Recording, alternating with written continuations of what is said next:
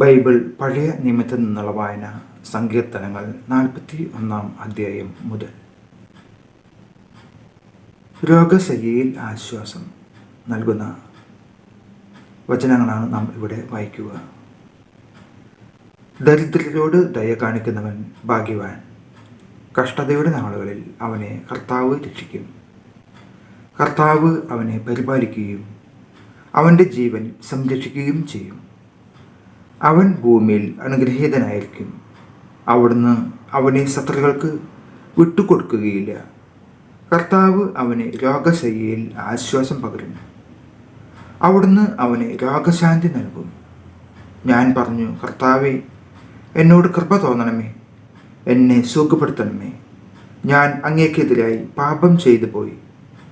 എൻ്റെ ശത്രുക്കൾ എന്നെക്കുറിച്ച് ദുഷ്ടതയോടെ പറയുന്നു.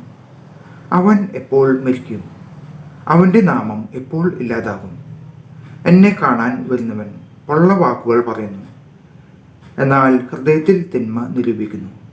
അവൻ പുറത്തിറങ്ങി അത് പറഞ്ഞു വരുത്തുന്നു. എന്നെ വെറുക്കുന്നവർ ഒന്നു ചേർന്ന് എന്നെക്കുറിച്ച് പിറുപിറുക്കുന്നു.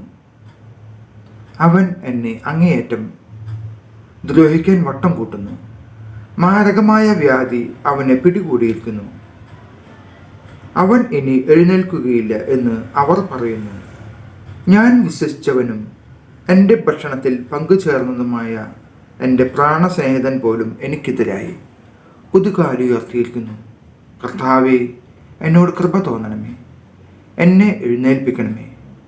ഞാൻ അവരോട് പകരം ചോദിക്കട്ടെ. എൻ്റെ ശത്രു എൻ്റെ മേൽ വിജയം കണ്ടില്ല. അതിനാൽ അവിടുന്ന് എന്നിൽ പ്രസാദിച്ചിരിക്കുന്നു എന്ന് ഞാൻ അറിയുന്നു.